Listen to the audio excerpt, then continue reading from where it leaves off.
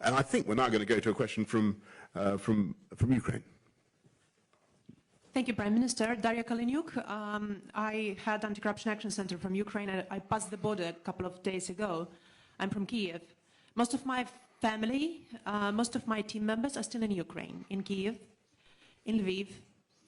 A woman from my team is now in Bila Tserkva, and she is there with 2 kids, and Russian military is over there, and she's so much afraid that she will be shot. Kharkiv, the city where I was studying, was bombarded today, fully, the downtown square.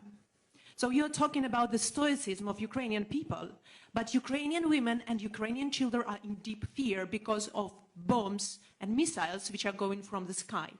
And Ukrainian people are desperately asking for the West to protect our sky. We are asking for the no-fly zone. We are saying in response that it will trigger World War III. But what is the alternative, Mr. Prime Minister?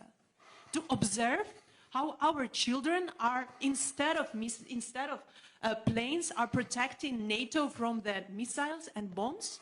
What's the alternative for the no-fly zone? We have planes here, we have air defense system in Poland, in Romania. NATO has this air defense. At least this air defense could shield the Western Ukraine, so that these children with women could come to the border. It's impossible now to cross the border. There are 30 kilometers of lines. Imagine crossing the border with a baby or with 2 children. I'm so glad that Samantha Power is coming here to the border from the Polish side. Let her come to the border from Ukrainian side and see that. Britain guaranteed our security under Budapest Memorandum. So you're coming to Poland. You're not coming to Kiev, Prime Minister. You're not coming to Lviv. Because you are afraid.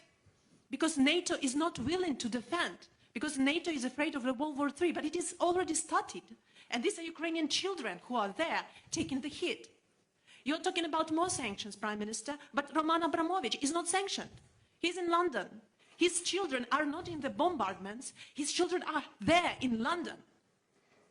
Putin's children are in Netherlands, in Germany, in mansions. Where are all these mansions seized?